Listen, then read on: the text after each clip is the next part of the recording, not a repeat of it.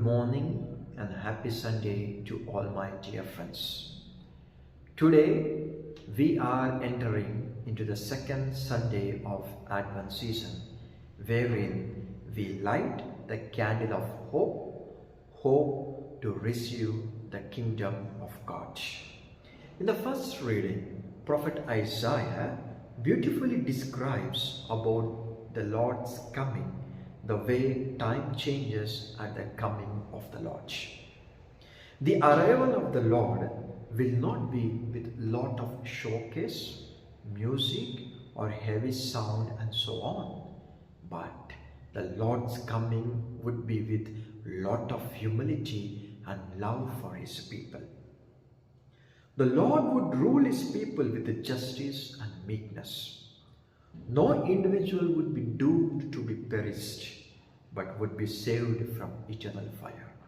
Yes, the Lord would guard the righteousness from wickedness. He will never abandon the good when they experience bad. It is the Lord who fights for us when we are good and genuinely doing his will of God in our day-to-day living.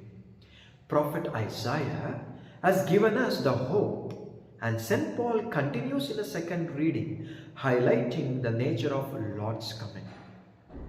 St. Paul encourages us to live in the harmony, to taste the Lord's coming. At times, we lose our hope due to our preoccupations. But then, St. Paul beautifully says, we are all welcomed to stay in the glory of God in heaven, which could help us to move forward from hopeless situation to hopeful situations. In the Gospel, we could see John the Baptist warns us not to be taken away by our ancestors' legacy.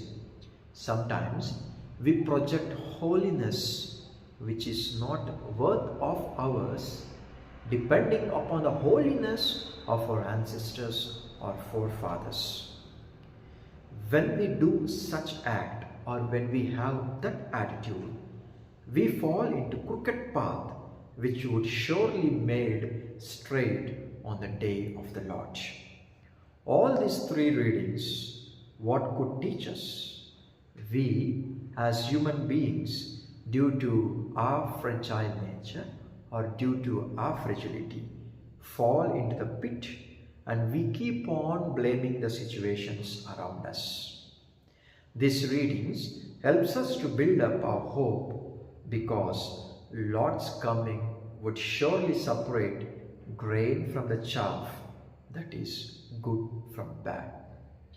As we are in the second week of Advent season, let us prepare our hope, or let us prepare our hearts, which is filled with hope, that Lord would turn our crooked paths into straight path to receive him genuinely into our hearts, so that the Lord's birth would have a meaningful celebration in the days to come.